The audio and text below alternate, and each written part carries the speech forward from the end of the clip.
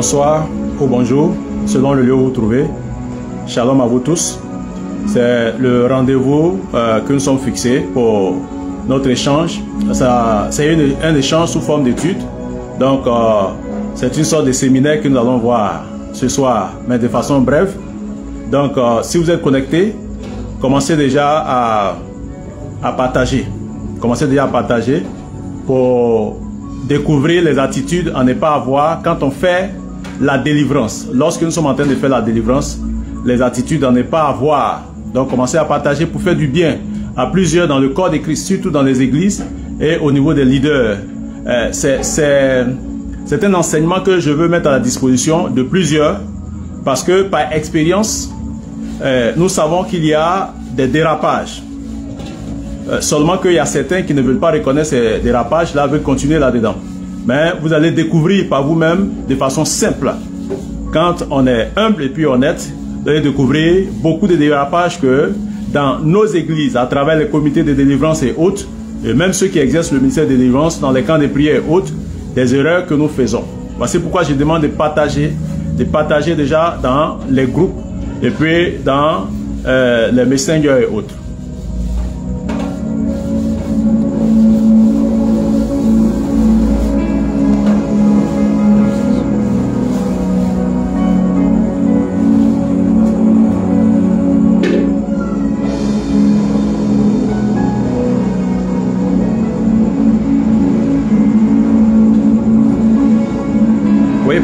Partagez. Vous pouvez taguer des gens, vous pouvez inviter des gens. Même récupérer le lien et puis aller mettre dans vos WhatsApp et autres. C'est un séminaire gratuit. Un séminaire gratuit que nous allons avoir. Les attitudes à ne pas avoir quand on fait la délivrance.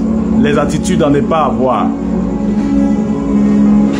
Et pourtant, ces attitudes se répètent, ces attitudes sont courantes dans la pratique de la délivrance ou dans l'exercice du ministère de la délivrance, malheureusement. Pourquoi? Parce qu'on ne sait pas. Je ne parle pas de ceux peut-être qui savent, mais qui s'entêtent, mais je parle de ceux qui ne savent pas. Il y a beaucoup qui pensent savoir, mais en réalité qui ne savent pas. Vous savez, le ministère de la délivrance, c'est un ministère qui existe depuis très longtemps et parmi nous il y a certains jeunes serviteurs de Dieu qui viennent de découvrir ce ministère et qui pensent que c'est par eux ce ministère est arrivé. Donc ils ne sont pas disposés selon le degré d'orgueil qui les anime à écouter ceux qui ont une expérience ou ceux qui sont des dévanciers dans le ministère en réalité. Voici pourquoi il faut partager pour faire bénéficier. Je vous dis que c'est un séminaire gratuit. Vous-même, vous allez découvrir des choses. Et si Dieu le permet qu'on aille jusqu'au bout, certains parmi nous, parmi vous, pourront eux-mêmes mener des temps et puis avoir des combats, ce qu'on appelle des combats spirituels, à l'aise. Partagez. Jusqu'à présent, nous sommes à 7 personnes connectées. Alors que le programme a été annoncé, ça a été annoncé.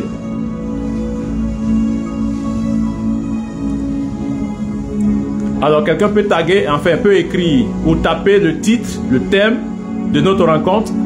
Attitude à ne pas avoir quand on fait la délivrance.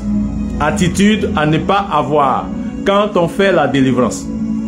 Donc quand on dit ce n'est pas avoir, c'est-à-dire qu'il faut éviter ça.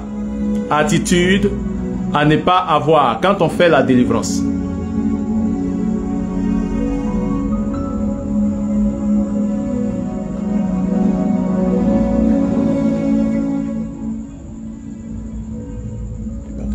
Je vais partager.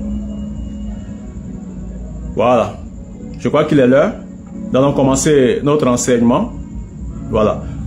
Toujours en rappelant qu'il est question des attitudes à ne pas avoir quand on fait la délivrance. Voilà, c'est mentionner la délivrance, c'est prononcer la délivrance. Nous allons parler d'une certaine façon de ce que c'est que la délivrance, mais un aspect de la délivrance. Et pendant que nous allons parler d'un aspect de la délivrance, je veux préciser que la délivrance elle-même fait partie d'un ensemble de choses à développer. On ne peut pas exercer le ministère de la délivrance quand on a un manque de connaissances. Voici pourquoi, quand certains pasteurs, certains chrétiens, quand ils exercent le ministère de la délivrance, ils disent qu'ils sont des démonologues. Or, ça ne signifie pas cela. Être un démonologue ne signifie pas que j'exerce le ministère de la délivrance. Ou quand j'exerce le ministère de la délivrance, cela ne signifie pas non plus que je suis un démonologue. Au niveau de Les Hommes, l'école de spécialisation à l'œuvre du ministère, l'école que je dirige, nous donnons une série de formations et surtout un cours qui contient jusqu'à 4 modules. Et ces 4 modules sont des modules à savoir pour quelqu'un qui veut exercer un ministère de délivrance de façon encadrée, orientée et qui fait la gloire du Seigneur. Et également pour une église, c'est-à-dire un pasteur qui veut mettre en place une équipe ou un comité de délivrance dans sa communauté où il va coopter des gens selon la conviction ou l'appel que chacun va recevoir. Et donc, ce cours de 4 modules est à l'endroit de n'importe quelle équipe ou n'importe quel comité de délivrance. Ces modules sont, dans ce cours, ce que j'ai appelé la démonologie. Ensuite, nous avons un cours sur l'occultisme, un autre cours sur la relation d'aide et un autre cours sur l'exorcisme, appelé par d'autres, ou la délivrance. Donc voici les 4 modules qu'il est important de voir, de savoir lorsque on veut s'engager dans le ministère de la délivrance.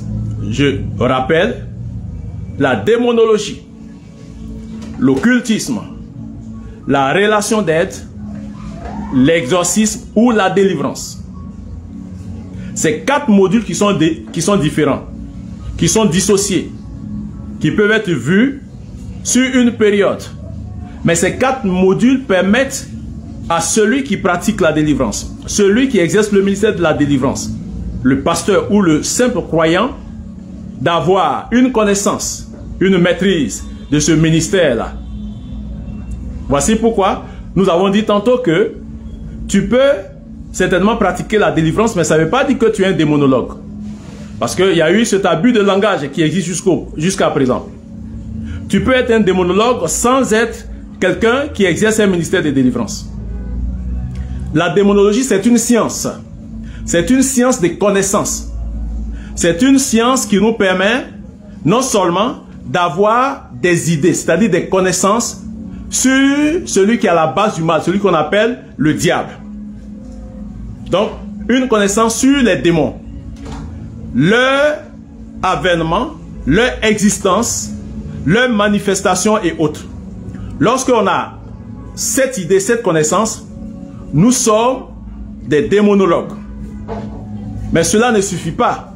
Parce qu'on peut avoir la connaissance sur tous ces points que je viens d'indiquer sans être totalement capable d'exercer le ministère de délivrance. Cependant, il est important d'avoir cette connaissance de base qu'on appelle la démonologie. Démonologie de démono et de logia. Donc la science qui se penche sur l'étude des démons. La vraie démonologie ne nous donne pas d'étudier les démons dans le but d'avoir peur des démons. Ne nous donne pas d'étudier les démons dans le but d'avoir des alliances avec ces démons ou de les adorer. La démonologie chrétienne nous donne d'avoir des connaissances sur la panoplie des œuvres des ténèbres et avec les agents de ces ténèbres-là. C'est ça la démonologie. Donc on peut avoir cette connaissance. Mais maintenant, lorsque nous avons cette connaissance, il y a autre chose à savoir. Il y a ce qu'on appelle les activités et les œuvres des ténèbres qui sont vues au niveau de Les Hommes dans un autre module que nous appelons l'occultisme. L'occultisme en tant que science de tout ce qui est occulte. L'occultisme qui renferme et la sorcellerie, et la magie, tout ce qu'on appelle acupuncture, tout ce qu'on appelle télépathie, horoscope. Donc un ensemble de sciences, mais des sciences occultes et des pratiques occultes. Alors lorsque on enseigne ou on étudie ce cours-là, ou ce module, ce n'est pas dans l'intention d'initier qui que ce soit à la pratique occulte. Mais bien plus, c'est de permettre aux croyants de ne pas être ignorants des pratiques occultes, afin de pouvoir les identifier quand il y a un événement, quand il y a une situation, quand il y a des programmes, ainsi de suite. Voilà. Voici pourquoi nous prenons le temps d'enseigner et d'informer les croyants dans le corps de Christ sur ce qu'on appelle l'occultisme, qui est une science mystique. Donc voici déjà 2 modules qui sont essentiels pour quelqu'un qui veut exercer un ministère de délivrance. Le 3e module, c'est ce qu'on appelle la relation d'aide. La relation d'aide est confondue souvent par des pasteurs ou par des praticiens avec ce qu'on appelle la cure d'âme. Plusieurs ont confondu la cure d'âme et la relation d'aide et la cartographie. Lorsque quelqu'un, par exemple, a une fiche, il détient une fiche, il conçoit une fiche dans le but d'avoir des informations sur les parents, sur l'origine de ceci ou de cela, il dit qu'il fait de la cure d'âme. Alors je vous annonce, je vous apprends ce soir que ça n'a rien à voir avec la cure d'âme. Le fait de savoir le père, le grand-père, l'arrière-grand-père, ce que ce grand-père a eu à faire, de sorte qu'il y ait une incidence sur quelqu'un, ça n'a rien à voir avec la cure d'âme. Cependant, dans les églises, on a des leaders, des pasteurs qui appellent ça la cure d'âme. C'est ce qu'on appelle la cartographie. C'est une branche de la relation d'aide. Parce que la relation d'aide renferme le conseil conjugal, c'est-à-dire un ensemble de conseils qui aident au couple. Il y a ce qu'on appelle aussi la cartographie, qui est l'aspect spirituel qui nous permet de savoir les antécédents. Cela nous permet de faire ce qu'on appelle l'anamnèse. L'anamnèse, c'est un terme médical qui signifie que nous repartons dans le passé de la personne. Donc c'est ça la cartographie. La cure d'âme, elle est typiquement orientée vers les caractères, vers comment est-ce que l'âme fonctionne. Voici pourquoi on parle de cure d'âme.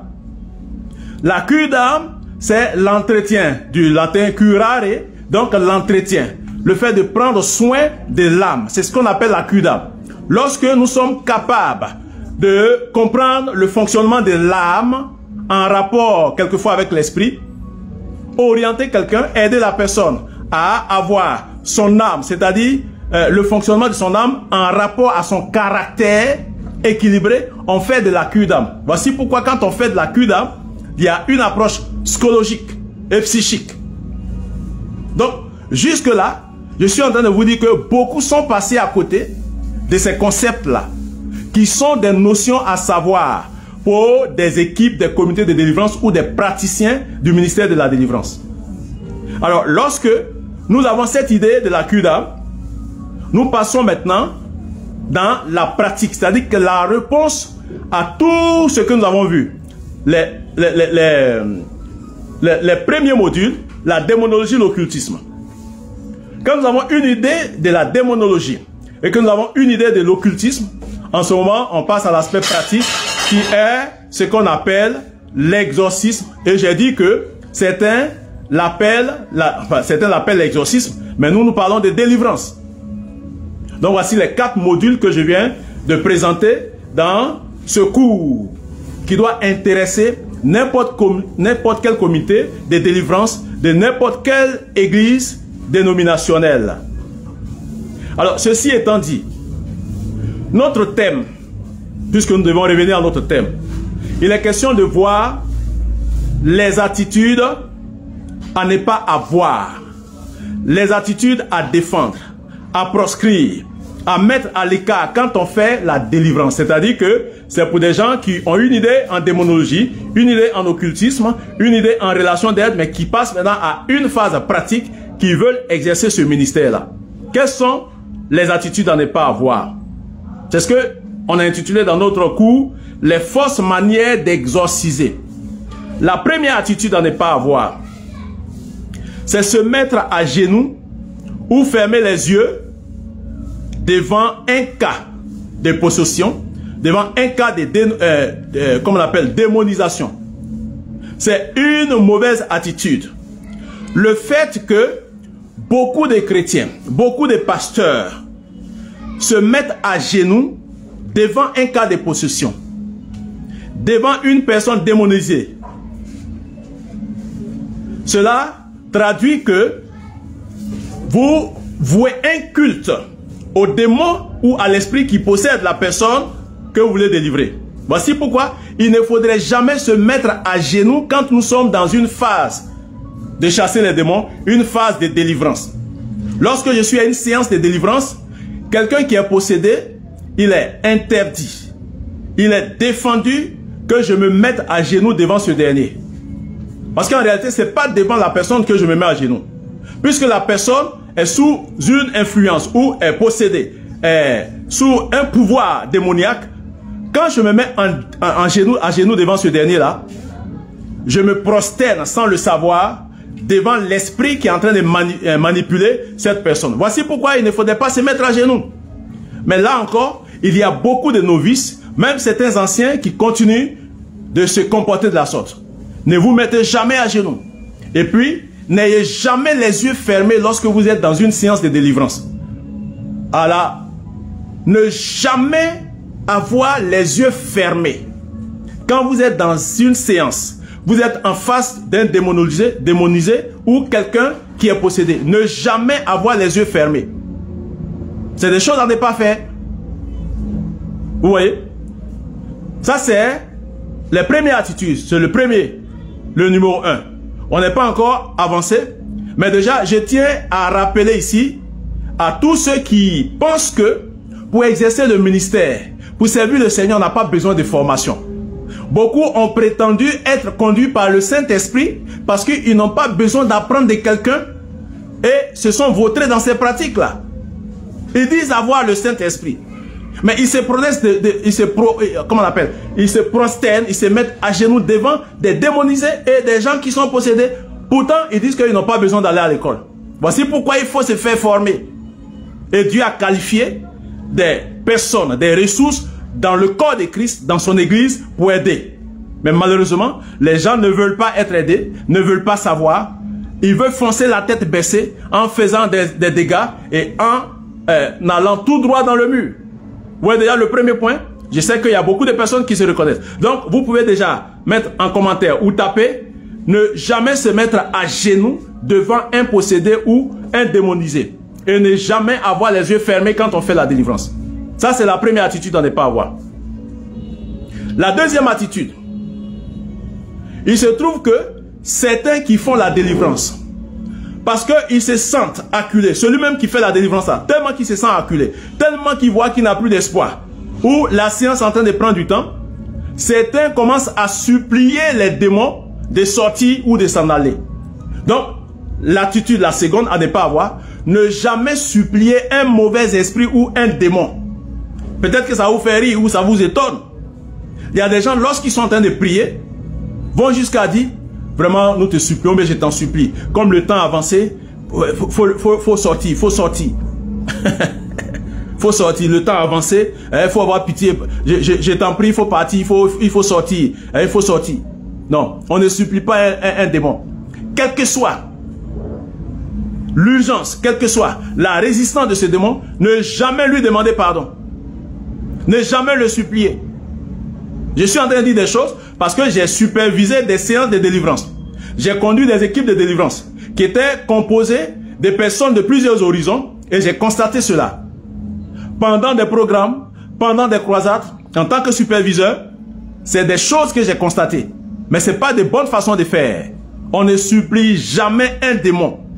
Dans la parole de Dieu, vous n'allez jamais voir que le Seigneur, un apôtre, ou même dans l'histoire de l'Église, les véritables enfants de Dieu se sont mis à supplier un démon. Ça ne se fait jamais. Donc ça, c'est une vilaine attitude à ne pas avoir. Troisième attitude à ne pas avoir.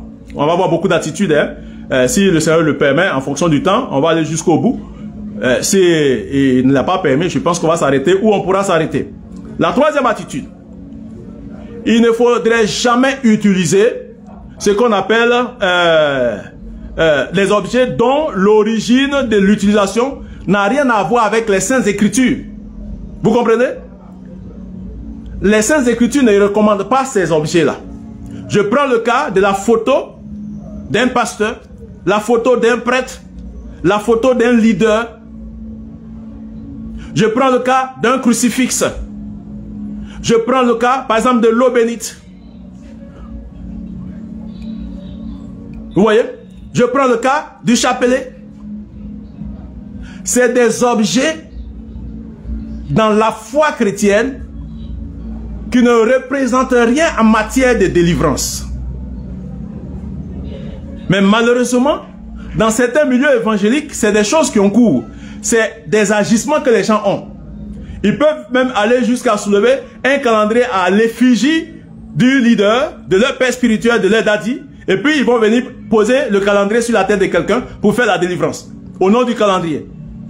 Ne jamais utiliser ces objets-là. Ça ne se fait jamais. Parce que si vous faites ces genres de pratiques-là, c'est un déshonneur que vous créez au Seigneur. C'est une humiliation. Ne jamais faire cela. Ne jamais faire cela. Vous savez pourquoi? Parce que ces objets, très souvent, ont au contraire d'autres influences. Quand je dis d'autres influences, ça peut être des influences mystiques occultes. Donc ces objets peuvent avoir d'autres influences et des impacts sur la victime. Et non sur les démons. Parce que ça ne fait rien aux démons. Ces objets-là, les calendriers, les crucifixes, l'eau bénite, ça n'a pas d'impact, ça n'a pas d'influence sur les démons de façon à leur imposer une autorité. Au contraire, certains objets peuvent faciliter et favoriser la présence ou la manifestation de ces démons-là, ou une certaine aisance, parce que c'est des objets qui entretiennent des démons. Voici pourquoi on ne doit jamais utiliser ces objets. On va le voir à la fin, que c'est dans le nom de Jésus. Le Seigneur lui-même a dit, en mon nom, vous allez chasser les démons. Alors, mais pourquoi est-ce qu'on veut pervertir ce nom de Jésus en l'associant à un calendrier, en l'associant au nom de quelqu'un? Nous allons voir aussi ça, parce que c'est des pratiques, c'est des agissements à ne pas voir. Associer le nom d'un pasteur, d'un leader, d'un mentor ou de son père, hein? Le Dieu de mon père. Tout ça, ça n'a pas d'importance dans la délivrance. Je demande à ce que vous partagez. S'il vous plaît, partagez. Si vous voulez que les gens soient éclairés, partagez. Partagez. Si vous êtes en train de recevoir quelque chose qui vous fait du bien, partagez. On ne garde jamais un trésor que nous avons reçu. Et puis, la lampe ne s'allume pas pour être mise sous le boisseau. Partagez au maximum pour que des leaders puissent comprendre. Vous savez, c'est des comportements qui deviennent aujourd'hui comme une gangrène ou bien un cancer ou un kyste même dans l'église parce que on ne sait pas les règles de la pratique de la délivrance. Puisqu'on n'est pas allé à la même école, chacun a été appelé, il s'est dit, ok, c'est le Saint-Esprit qui m'a appelé, et puis il se lance dans le ministère, sans aucune formation, sans aucun accompagnement de quelqu'un qui a l'expérience, de quelqu'un qui est un sachant, de quelqu'un qui sait. Donc ça, c'est la troisième attitude à ne pas avoir. La quatrième attitude, c'est ne pas invoquer un nom ou un esprit tutélaire d'un ancêtre ou d'un génie. C'est vrai que vous allez me dire, non, mais comment est-ce que, en tant que chrétien, on peut invoquer le nom d'un génie ou bien d'un ancêtre? Il y a des gens qui se cachent pour faire ça. Il y a des gens qui se cachent pour faire ça. Juste pour dire que aucun ancêtre ne peut intervenir dans l'intervention, pardon, comment on l'appelle, le processus de la délivrance. Ce n'est pas possible. Aucun ancêtre, aucun génie tutélaire, aucun autre nom. Même si votre leader, il est bishop, même s'il tousse et puis les gens ressuscitent, son nom ne peut rien faire en matière de délivrance. Parce que si vous croyez les choses ainsi, vous pouvez supplanter le Seigneur avec votre leader. Le Dieu de Papatan, le Dieu de Papatan. Hein?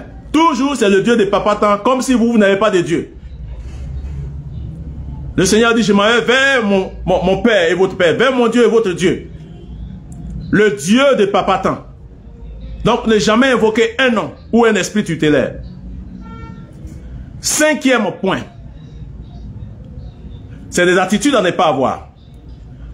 La 5e attitude, c'est le fait de passer du temps, je dis bien passer du temps, à s'entretenir joyeusement avec les mauvais esprits.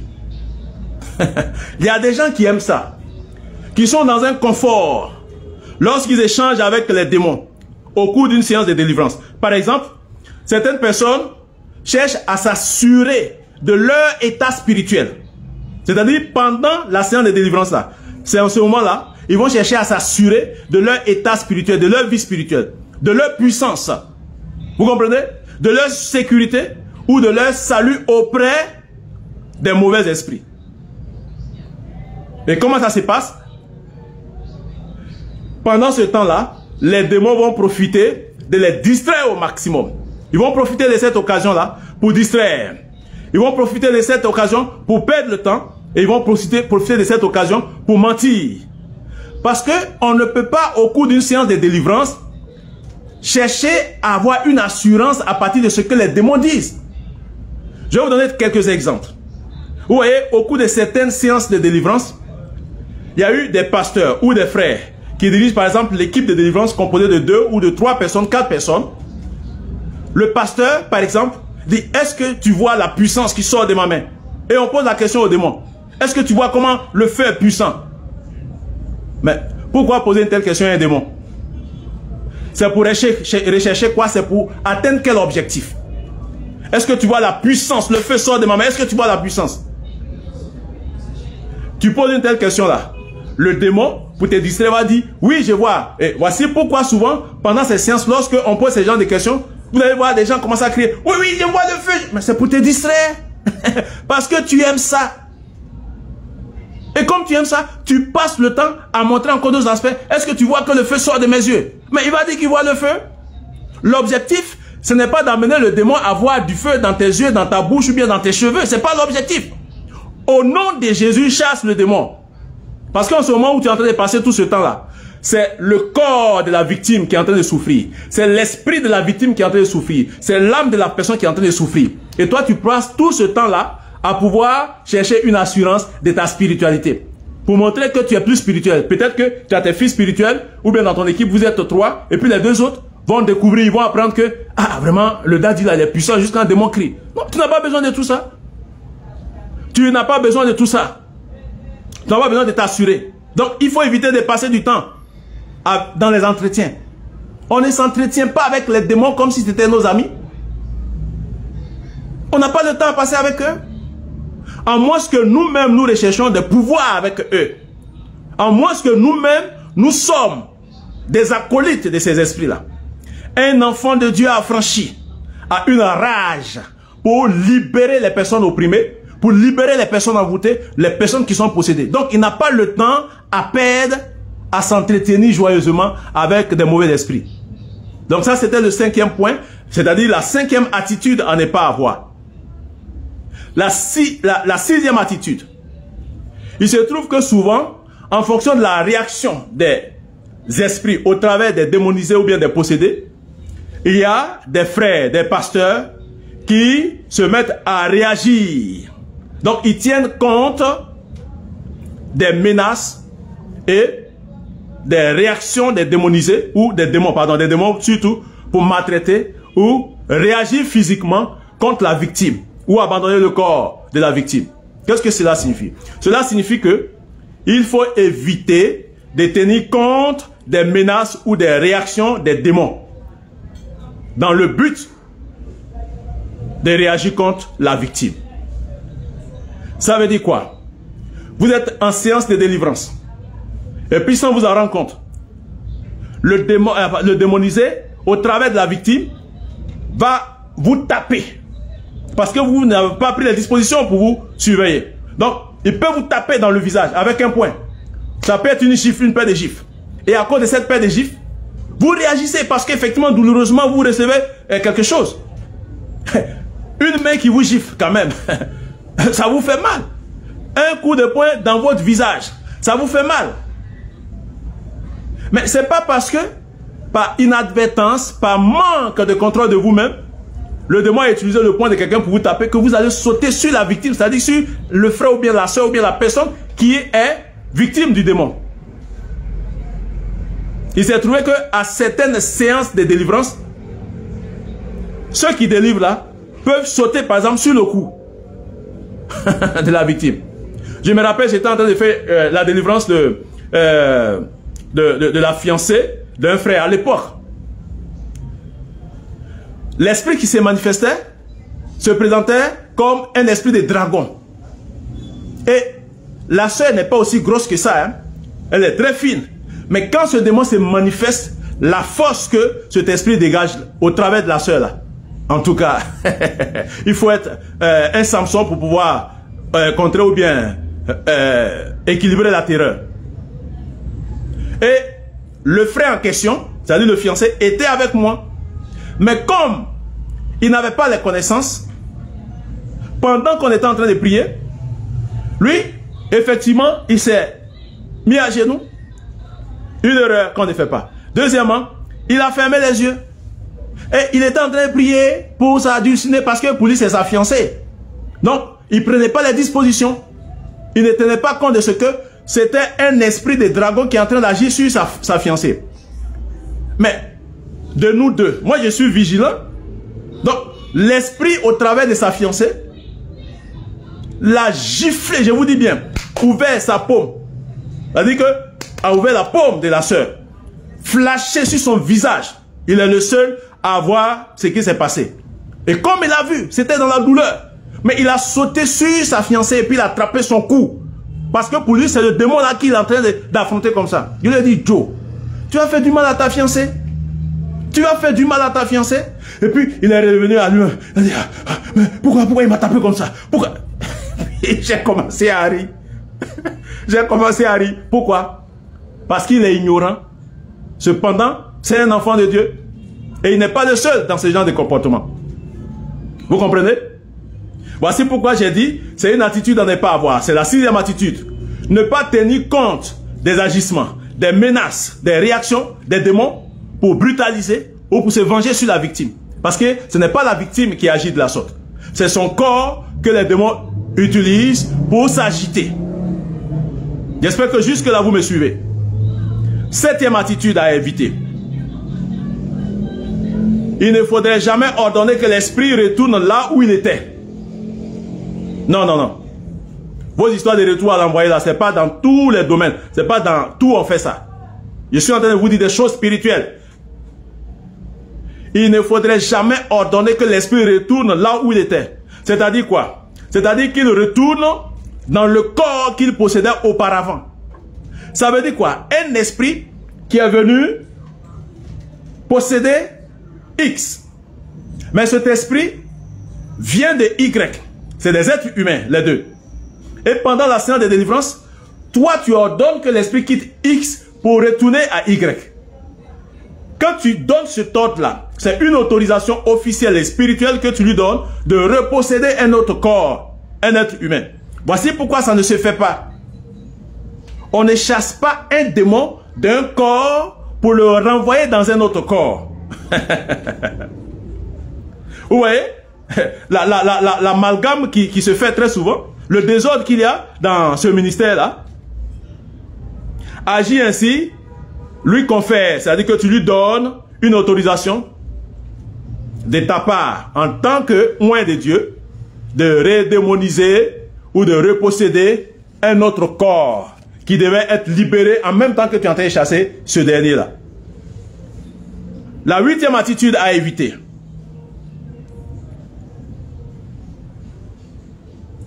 Ordonner que un démon ou un esprit retourne contre un être. C'est-à-dire, par exemple, un parent par qui il possède le corps. Je sais que l'esprit vient de sa grand-mère. Donc, contre quelqu'un pour qui on n'a pas d'affection. Parce que je n'aime pas cette personne.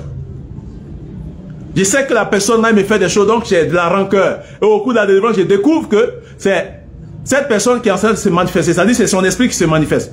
Donc moi, j'ordonne que l'esprit retourne contre cette personne. C'est-à-dire que l'esprit aille attaquer cette personne. Ça ne se fait pas. 9e attitude à proscrire. Et là, c'est très sérieux parce que c'est récurrent. Voici pourquoi les équipes ou les comités de délivrance ont besoin de formation. Lorsque les gens, au cours d'une croisade, les gens, au cours d'une campagne ou bien d'un programme, d'une veillée, les gens tombent en transe parce que le Saint-Esprit se manifeste, il y a beaucoup de désordre très souvent. Donc, l'attitude dont il est question ici, c'est brutaliser la victime, car le combat est plutôt spirituel et non physique.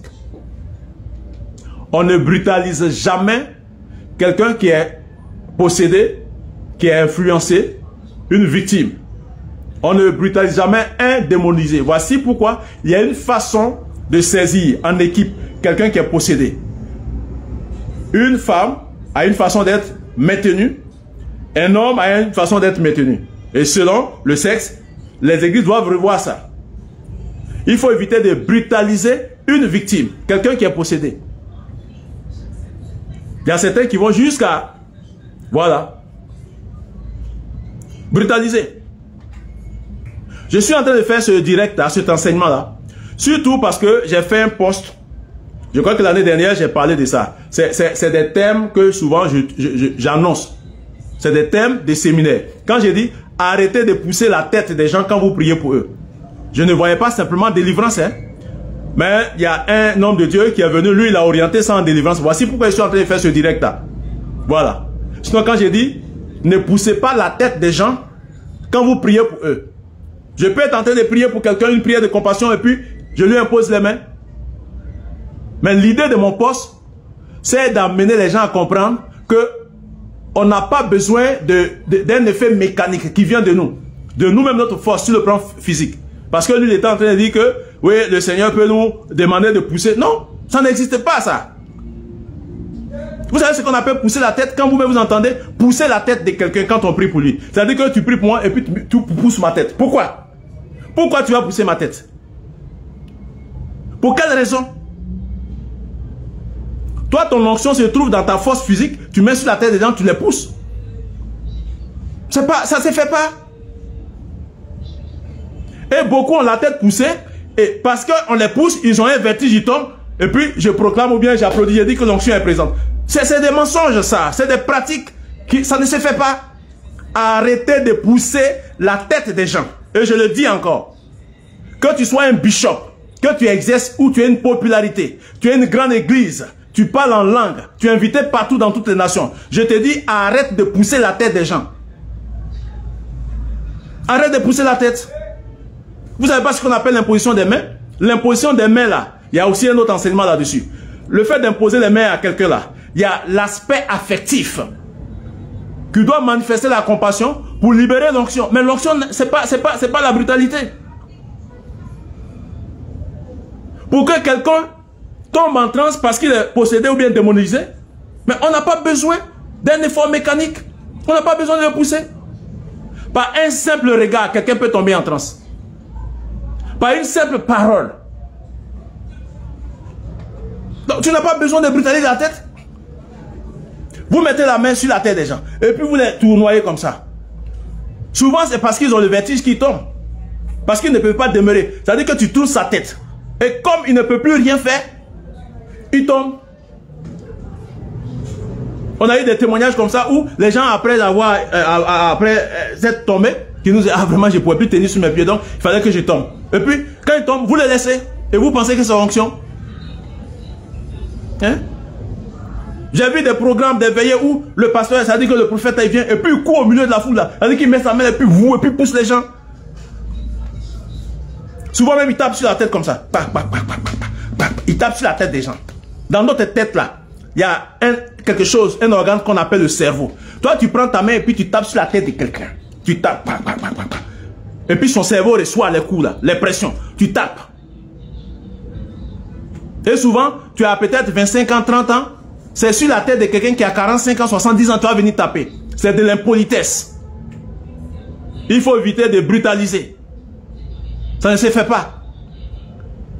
On ne peut jamais justifier le fait qu'on tape sur la tête des gens. Vous dites que non, c'est le Seigneur qui m'a inspiré, ou bien il y a onction dedans. Ça n'existe pas. Taguez les gens. Taguez les gens. Envoyez-les le lien pour qu'ils puissent regarder et puissent écouter.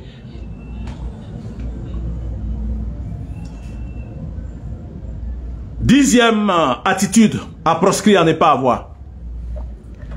C'est quand les gens ont une situation, sont en situation de séance de délivrance, ou bien un cas de démonisation, ou bien de possession, ils se précipitent sur le cas. Donc, évitez de se précipiter sur le cas sans observer d'abord pour savoir en face de quel type de possession nous sommes et en quel domaine le combat se situe. Donc, évitez de se précipiter. Quand vous êtes à un programme, à une croisade, à une veillée, et puis les gens tombent, on vous envoie des gens dans vos équipes, sous les tentes, ne tombez pas sur les gens. Ne vous précipitez pas sur les gens. La personne arrive, observez, parce que vous avez préparé votre moment, le Saint-Esprit peut vous orienter. Soyez calme, pondérez. Mais on ne se précipite pas. Et beaucoup se précipitent. Souvent même, ne cherchent même pas à savoir ce qui se passe.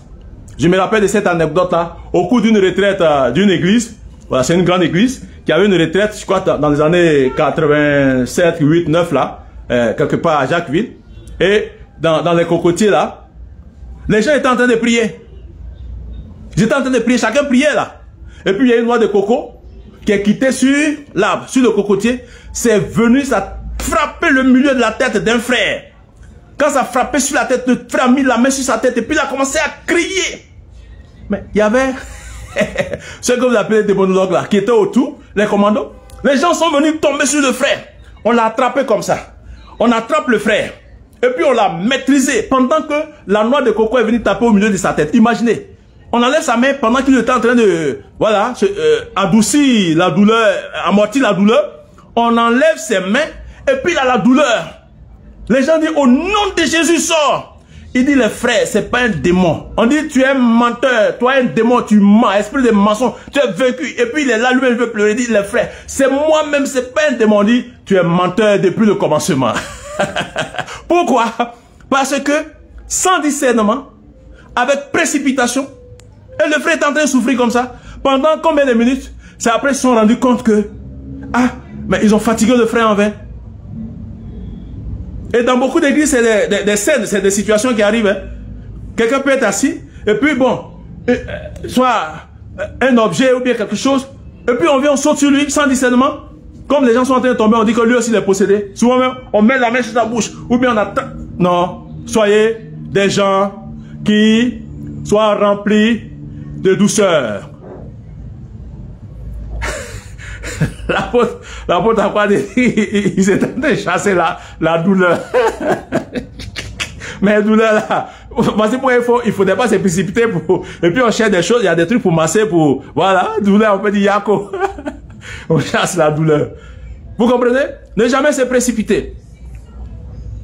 11e attitude. Il y a autant d'attitudes, il y a beaucoup d'attitudes. Vous comprenez? Être distrait. Certains, pendant une séance de délivrance, ils sont distraits.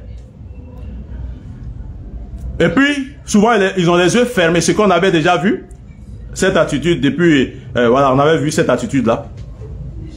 Ne jamais être distrait, mais il faut être plutôt vigilant en ayant les yeux ouverts. Il y a des gens, pendant une séance de délivrance, qui sont distraits.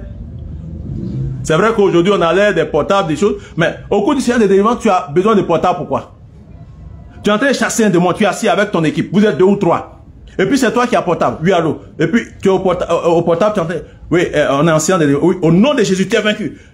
Il te chasse, oui allô, oui, on est en séance de délivrance. Tu veux montrer quoi à qui? C'est-à-dire que tu veux montrer à ton interlocuteur, celui qui t'appelle, que tu es en séance de délivrance. Non. Tu es en séance de délivrance, tu n'as même pas besoin d'avoir un portable à côté de toi. Parce qu'il n'y a pas d'urgence. Qu'est-ce que tu as besoin? Qu'est-ce que tu as besoin de communiquer à quelqu'un? Non, tu n'as pas d'informations à donner à quelqu'un. Il faut que cette attitude-là puisse changer. En pleine séance de délivrance, aucun portable. Aucun portable. Donc évitez ça. Hein? Il faut éviter ça. Une autre attitude, c'est le fait de négliger. C'est-à-dire qu'on ordonne avec négligence. Ordonner avec négligence, ça veut dire quoi? Quand je suis en train de chasser le démon, je ne porte pas ma foi sur la victoire. Je ne fais pas la chose avec zèle, c'est-à-dire dévouement, le zèle qui est dans l'évangile de paix, mais avec toute la négligence et puis la paresse. Ne jamais faire cela avec la négligence. Vous savez pourquoi? Parce que le Seigneur nous dit, je vous ai donné le pouvoir de marcher sur les serpents et sur les scorpions et sur toute la puissance de l'ennemi. Il est question de la puissance de l'ennemi, mais il ne faut pas faire ça avec négligence. Au nom de Jésus. Ah, il y a des chasses. Au nom de... Putain. Non. Tu ne peux pas avoir sommeil et puis venir à une séance de délivrance. On ne vient pas à une délivrance, une séance de délivrance pour venir bailler. Vous comprenez? Vous qui baillez au séance de délivrance là. Vos amis sont en train de prier ou bien même à un moment d'intercession et puis c'est vous qui baillez à tout moment. Sortez. Parce qu'il se peut que vous soyez animé, comme on appelle, d'un esprit de python. Vous comprenez?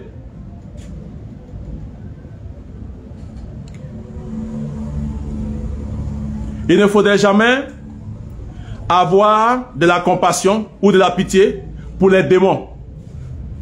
Je vais rapidement. Ne jamais avoir de la compassion ou de la pitié pour les démons. Ça ne se fait pas. Il ne faudrait jamais avoir le doute lorsque nous sommes en train de faire une délivrance. Il y a beaucoup d'autres attitudes que j'avais voulu aborder. Je vais un peu rapidement, je survole des points. Parce que moi-même j'ai un programme ce soir. Je dois être à une veillée. Donc je vais un peu rapidement. Alors, donc autant d'attitudes, autant de comportements qu'il ne faudrait pas avoir. Utiliser de l'eau bénite, plein de trucs pour... Non, non. Alors la question qui reste à poser. Comment chasser alors les démons? Comment chasser les démons? Si ce n'est pas ainsi qu'on doit chasser les démons. C'est cette question qui devait être posée par chacun d'entre vous. Donc vous pouvez saisir. Comment chasser alors les démons? Comment chasser alors les démons? Même pour chasser les démons, il est important que vous compreniez ce que c'est que l'autorité, ce que c'est que la puissance, ce que c'est que le pouvoir. Il faut qu'on vous explique ça. Du point de vue du Nouveau Testament. Parce que le mot autorité, le mot pouvoir et puissance sont des mots du Nouveau Testament. On les retrouve dans le Nouveau Testament. Mais quand on les retrouve dans le Nouveau Testament, il faut avoir la compréhension grecque du mot. Lorsque la Bible utilise autorité, quand on retourne dans le grec, la version grecque, qu'est-ce que le mot autorité signifie? Qu'est-ce que ça renferme? Quand on voit le mot puissance, qu'est-ce que ça renferme? Quand on voit le mot pouvoir, c'est des choses qu'il faut savoir. En les sachant, il est important de vivre ces choses-là. Mais en plus de ces choses, une chose essentielle à connaître et à vivre ou à pratiquer ou à manifester dans le ministère de la délivrance, c'est ce qu'on appelle l'onction. L'onction. Quand on parle de l'onction là, c'est pas le fait que quelqu'un tombe. Loin de là. Il y a des programmes qui ont eu lieu. Quand personne n'est tombé, on dit il n'y a pas eu onction. Même quand les gens tombent sous l'effet de l'émotion, on dit wow, c'était un grand programme, il y avait trop d'onction. L'onction était présente. Vous comprenez? Vous comprenez? Ce n'est pas le fait que un groupe de personnes, des gens tombent, qu'on pas d'onction. Non, non, non. L'onction, c'est quoi? Je crois que nous allons voir ces choses-là, si Dieu le permet, une prochaine fois. Il y a des sujets sur lesquels je veux me prononcer. Il y a tellement de choses à faire. Je crois que on aura d'autres occasions, peut-être d'ici la semaine prochaine. Mais je pense que même à la semaine prochaine, je vais intervenir sur le cas de la ferveur des croyants dans cette histoire des Cannes. Je vais parler de ça parce que j'ai fait des posts à ce sujet. Il y a des gens, effectivement, qui ont riposté, qui sont venus effectivement s'étaler ou dire des choses que je n'arrive pas à comprendre, des choses qui je trouve un peu décousues, qui n'ont rien à voir souvent avec mes postes qui ont été thématiques. Mais je vais prendre le temps, après la CAN, voilà, après la CAN, quand on va remporter la coupe, bien sûr. Parce que nous tous, nous supportons notre pays. Ça, c'est important. Mais je vais intervenir sur des sujets parlant des priorités quand on parle de sensibilisation des croyants à la prière. Même pour la CAN. Moi, je préfère sensibiliser les gens pour prier pour la sécurité. Voilà, la sécurité de tous ceux qui sont impliqués dans la CAN. Surtout des gens qui vont manifester leur joie, ceux qui vont au terrain. Sécurité, protection, prier. Parce que tout ça, ça fait partie des aspects de la CAN. Mais je ne suis pas disposé à sensibiliser des gens, à prier pour que mon pays gagne. Ça vous choque. Mais je ne peux pas faire ça parce qu'il n'y a pas de logique dans la foi. Il n'y a pas de logique dans nos rapports avec Dieu et puis avec les autres. Puisque je considère que Dieu, il est le Père. Et en même temps qu'il y a des chrétiens ici, en Côte d'Ivoire, il y a des chrétiens à Bamako, il y a des chrétiens au Congo, et ainsi de suite. Vous voyez déjà les pics des prières. Il y a des gens qui s'attaquent dans les prières. Je trouve que ça, c'est un non-sens. Ça n'a pas de sens, ça.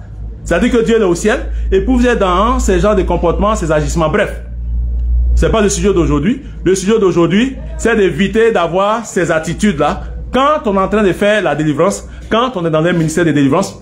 Mais il est important de savoir que le ministère de délivrance dans son ensemble a besoin de connaissances en démonologie, de connaissances en occultisme, de connaissances en relation d'aide et de connaissances en, comme on appelle, exorcisme ou comment chasser les démons. Que le Seigneur vous bénisse, que Dieu soit avec vous, que les démons qui vous fatiguaient là soient chassés dans le nom de Jésus, que les démons qui embêtaient des situations auxquelles vous vous attendiez pour être heureux, que ces démons là soient vaincus dans le nom de Jésus-Christ de Nazareth. Dieu vous bénisse et à la prochaine.